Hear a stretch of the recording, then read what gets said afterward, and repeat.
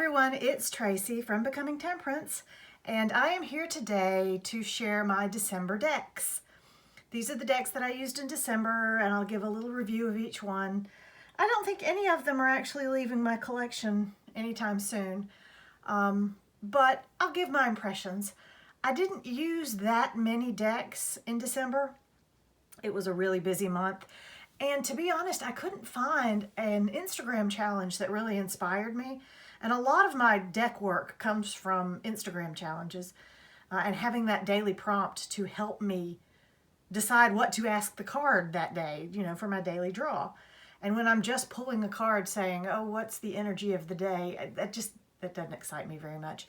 So I didn't use as many decks as I normally would, but I used a few, and let's go through and talk about them. The first deck I want to talk about is the Dreams of Gaia. And I hope that's not reflecting. I can't really tell.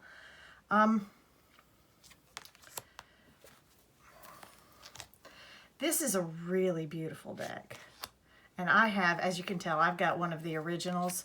I actually have two copies of this deck. I have one of the very originals that has the card that's misnumbered, and I can't remember which card it is. And then I got another deck that it's still got the black backs, but the cards are numbered correctly. So it was before they changed the backs. Yes, it's a tarot deck. It follows a similar structure to the tarot, but it's not exactly, I can't use it as a tarot deck. I don't use it as a tarot deck. Not say I can't, I just don't. The suits, the air, earth, fire, and water, like this is the 3 of fire, they do very much follow the Rider-Waite-Smith system. The quartz, not so much, and the majors, she added up, I think, 10 or 11 additional cards to the majors, which some of them do sort of mimic a Rider-Waite-Smith meaning, and some of them don't. So here you've got death, rebirth, but it's number 8. So it's not the same system. And so I don't try to use it as a tarot deck where I just pull out cards and come to an intuitive understanding of the meaning of the cards myself. What I do with this deck, because it is just so jam-packed, is I'll pull a single card because I find that more than one card is too much. And then I will go to the book, which is quite substantial. And I'll read the message out of the book for that card and find an aspect of the meaning for that card that really resonates with me for that day. And that will be my message for the day for myself. If I try to do more than that with it, it gets a little bit overwhelming. And it's really like I'm using it more as an oracle deck than a tarot deck. And let's just have a quick example. So here is number 19, Emotions. And we'll have just a little bit of a read out of the book for what that card is meaning. Okay, here's 19, Emotions. It starts with some keywords, then a few key phrases. Then it has a meaning that goes for 2 pages. And then we have a past meaning, a present meaning, and a future meaning, which is not how I use the cards. I don't, even oracles or tarots, I don't use as past, present, future anyway. And then we also have a reversed meaning or a potential blockage. So you can see emotions, feelings, emotional honesty, positive emotions. Fill your day with laughter, step back and detach emotionally. So those 2 meanings are kind of completely the opposite of one another. And I imagine if you were doing a big spread, you could use whichever meaning made the most sense in the spread. But what I would do is I would just read the key phrases and the meaning section. And the piece of it that pulled to me in that particular moment is the message that I'm supposed to hear. So that's how I use my Dreams of Gaia Tarot. It's a very nice deck. This is, the original. It's very shiny. It's a little bit larger than standard tarot size. It's a bit difficult to shuffle. But I enjoy it. And I enjoy reading the guidebook when I'm in the mood for reading with a guidebook, as opposed to when I'm in the mood for just pulling cards and reading intuitively. My fingernails are filthy. You can tell I had a little mishap with the oven. Another deck that I used this month is a deck that came in my Witch's Moon box for December. I would never have bought this deck. I didn't think I needed it, and I technically no, I don't need it. I have the Tarot Muha, I had that Art Nouveau deck. I didn't think I needed another deck. I like this one better than the Tarot Muha.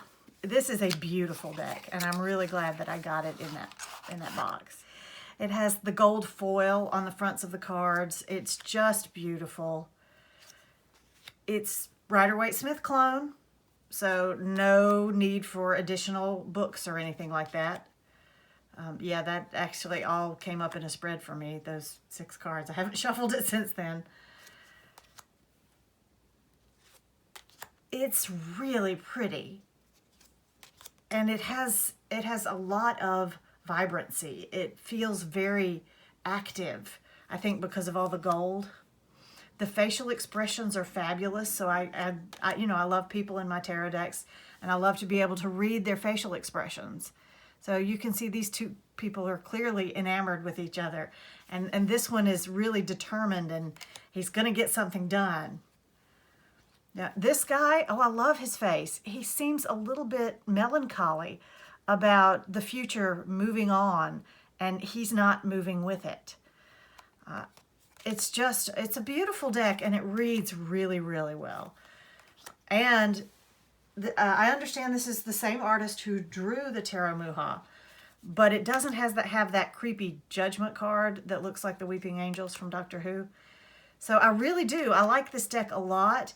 And, Lo Scarabeo had gotten kind of lackadaisical with their card stock over the last couple of years. Decks like the TV Tarot and I think a few other decks. I can't think of them right off the top of my head. The card stock on those was less than stellar. I mean, it wasn't awful, but it wasn't great. This card stock in this deck goes back to their old, really nice card stock, and it shuffles beautifully. That tower is just full of fire. It's gorgeous. So yeah, I like this deck a lot. This is probably a deck that I will use frequently because of the wonderful Rider-Waite-Smith images and the expressions on the people's faces. It's just great.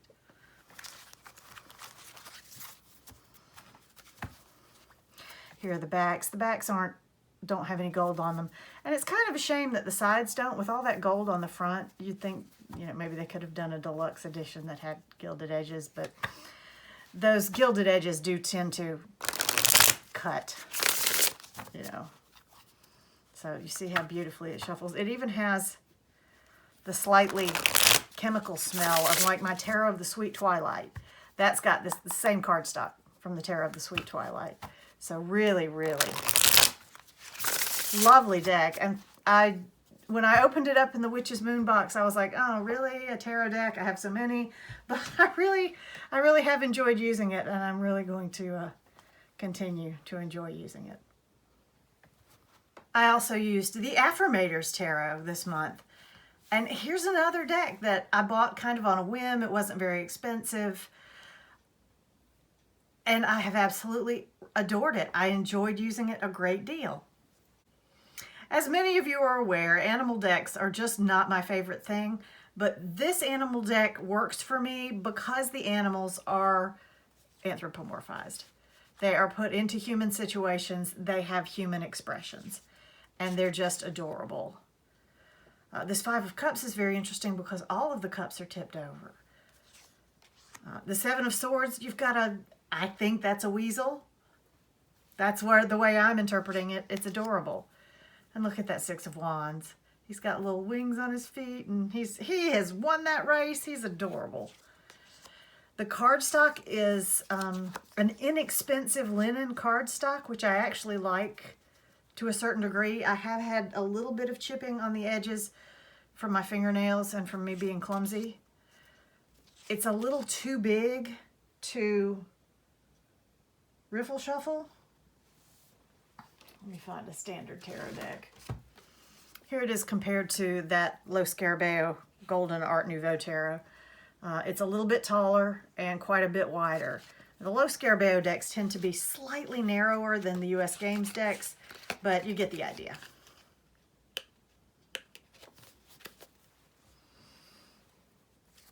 And I just, look at these dragonflies. Look at the faces. Look at those faces on those dragonflies. They're just adorable. So yes, I very much enjoy using this deck. Even I can't really riffle shuffle it. It's a little bit too big.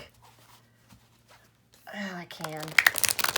See, it has a nice bend and a nice bridge, but that's a little difficult, so I did that. And I had a lot of things flip over.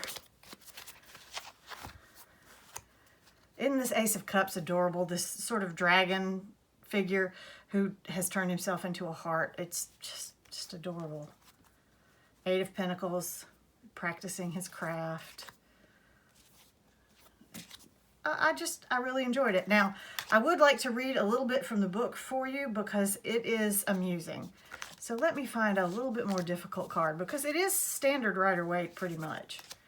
Even with it being an Affirmator deck, which they tend to put a very positive spin on things. Let's have a look at the Seven of Swords. Now the book is it's pretty short. It's small. But what we've got here. These swords are a sharp and pointed warning about deception, betrayal, and sneakiness of any other flavor. Be sure to read the fine print on any snake oil you might be tempted to buy, and seriously vet any others you might want to promote to significant. If you yourself are tempted to go behind backs to get away with something, here's a tip-off. You're not going to get away with it. And it actually says gonna. You're not going to get away with it. Consider the cookie jar booby-trapped and choose to do things the longer, harder, much more honest, and ultimately fulfilling way. Align with integrity and face your issues head on. Your strength of character will earn you a karmic cookie. And then there's a little affirmation underneath that. It says, I'm unconditionally honest and expect the same from others. But keep unsolicited advice to yourself, please. That's why I love this deck. I love those messages. And the images are really cute too. The last tarot deck I used in December was the Fairy Tarot cards, the new version with only Radley Valentine credited on the box. And I was really surprised by this deck. The only reason I got it was because Hay House was having one of their 50% off sales and it was cheap. So I thought I would give it a try. Don't know why, but I'm so glad I did. I think of all the Doreen Virtue Radley Valentine decks that I have, which is only, I think, 3. This is my favorite. This one has great, it's standard Rider-Waite Smith. And if you're having one of those days where trying to interpret an image is difficult and you need some words, which I've got a book review to do that I need to do. Oh gosh, I need to do that today.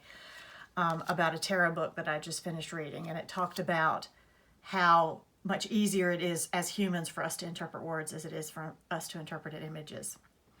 But if you're having one of those days where interpreting an image might be a bit difficult, this is a great deck to use. This would also be a good deck if you've got people you're reading for others and they might be a little bit afraid of the tarot, because it is, it's pretty much Rider-Waite Smith, but it puts a more positive, don't want to say positive spin, a more empowered spin on how to handle the energies of maybe some of the more difficult cards. And I do love that the court cards have these extra keywords.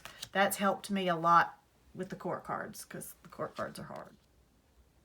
Some of the majors are renamed. The Awakening, that's the Hanged Man, but it's clearly the Hanged Man. All of the suits are seasons, so you do have to, spring, summer, autumn, and winter. Renewal, that's Judgment. Judgment.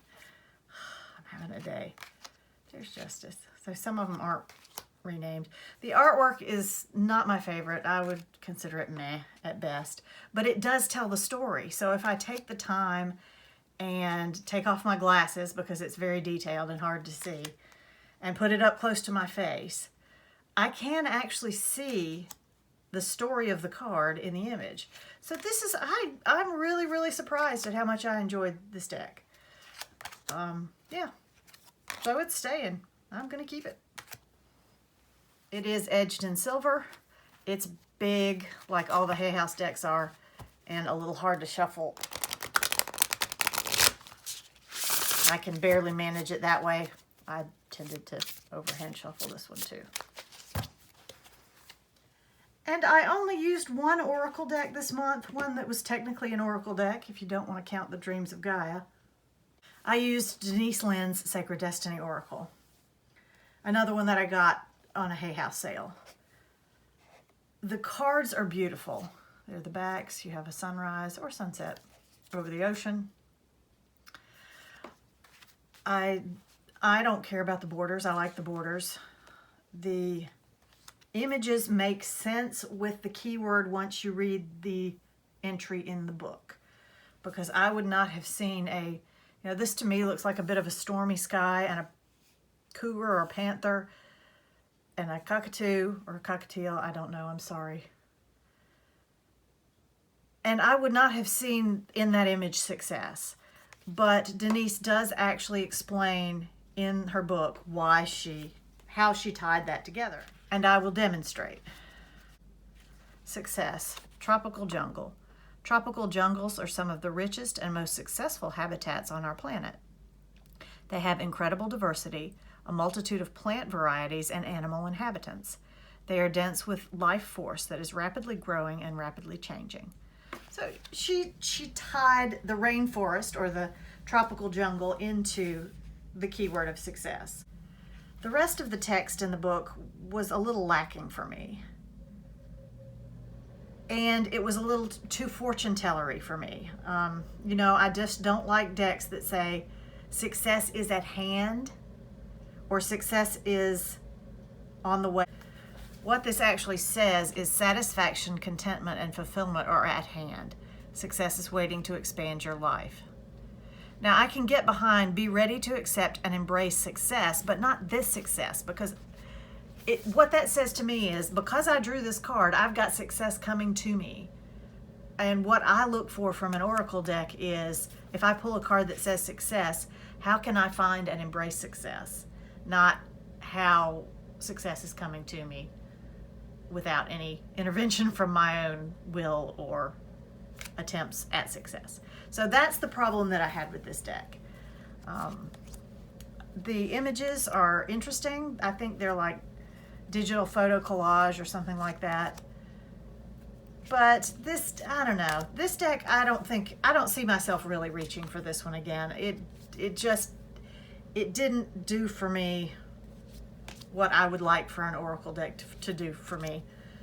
Now, I'm doing a lot of collage work lately, so I might not get rid of it because I might use these images in some of the collage work that I'm doing because they're really nice. I mean, I love that sunflower. That's really a cool image. This sort of landscape. She's got it as illumination. I see reflection, looking at yourself and that sort of thing. And this one is wisdom. Yeah, I can see some deep diving in that one as well.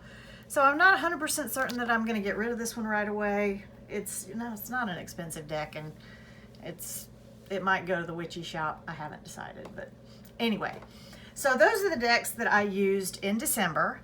In January, I am going to do Ethany's 31 Days of Tarot, which includes days on top 5 decks of 2019, top 5 tarot, top 5 oracle, and top 5 decks of the decade. And I'm going to do, what I'm planning to do with my 31 Days of Tarot is the first few days that are where we're talking about our top decks of 2019 and our top decks of the decade. I'm going to do separate videos for those so that they're easy to find. But after that, I'm going to do weekly videos for the 31 Days of Tarot. And I haven't done the 31 Days of Tarot in a couple of years, so I'm kind of looking forward to doing it this year. Thank you so much for watching, everyone, and have a fabulous day.